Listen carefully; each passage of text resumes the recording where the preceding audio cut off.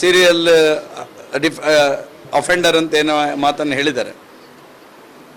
ಅವ್ರು ಯಾಕೆ ಹೇಳಿದ್ದಾರೆ ಅಂತ ಹೇಳಿದರೆ, ಅವ್ರು ಬುರ್ಕ ಹಾಕಿಕೊಂಡಿರ್ತಕ್ಕಂಥ ಒಬ್ಬ ಲವ್ ಜಿಹಾದಿಗೆ ಒಳಪಟ್ಟಿರ್ತಕ್ಕಂಥ ವ್ಯಕ್ತಿಯವರು.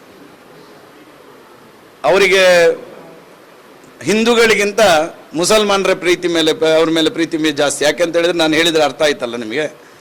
ಆ ಕಾರಣಕ್ಕೋಸ್ಕರ ಅವರು ಪದೇ ಪದೇ ಈ ರೀತಿಯ ಹಿಂದೂಗಳ ಯಾರು ಹತ್ಯೆ ಆದರೆ, ಹಿಂದೂಗಳ ಹತ್ಯೆ ಆದರೆ ಎಲ್ಲಿಯೂ ದೊಡ್ಡ ಸುದ್ದಿ ಆಗ್ತದೆ, ಮುಸಲ್ಮಾನರ ಹತ್ಯೆ ಆದರೆ ಸುದ್ದಿ ಆಗುವುದಿಲ್ಲ.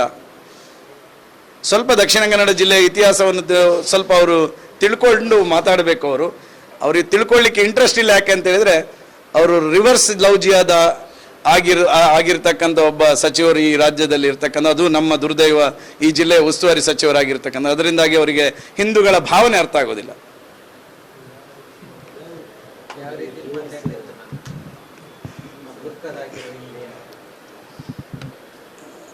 ನಾನು ಯಾಕೆ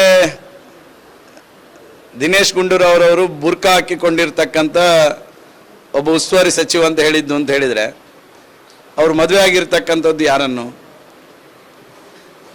ಇಸ್ಲಾಂ ಧರ್ಮದ ಮಹಿಳೆಯನ್ನು ಮದುವೆ ಆಗಿರ್ತಕ್ಕಂಥದ್ದು. ಯಾವಾಗಲೂ ಲವ್ ಜಿಹಾದ್ ಮಾಡ್ತಕ್ಕಂಥ ಸಂದರ್ಭದಲ್ಲಿ ಹಿಂದೂ ಹುಡುಗಿಯರನ್ನು ಮುಸಲ್ಮಾನರು ಲವ್ ಜಿಹಾದ್ ಮಾಡ್ತಾರೆ. ಇಲ್ಲಿ ಆಗಿರ್ತಕ್ಕಂಥದ್ದು ಉಲ್ಟಾ. ದಿನೇಶ್ ಗುಂಡೂರಾವ್ ಅವರನ್ನು ಅವರ ಹೆಂಡತಿ ಲವ್ ಜಿಹಾದಿಗೆ ಒಳಪಡಿಸ್ತಕ್ಕಂಥ ಕೆಲಸ ಮಾಡಿದ್ದಾರೆ. ಆ ಕಾರಣಕ್ಕೋಸ್ಕರ ಹಿಂದೂಗಳ ಭಾವನೆಯ ಬಗ್ಗೆ ಅವರಿಗೆ ಶ್ರದ್ಧೆ ಇಲ್ಲ, ಹಿಂದೂಗಳ ಬಗ್ಗೆ ಅವರಿಗೆ ವಿಶ್ವಾಸ ಇಲ್ಲ.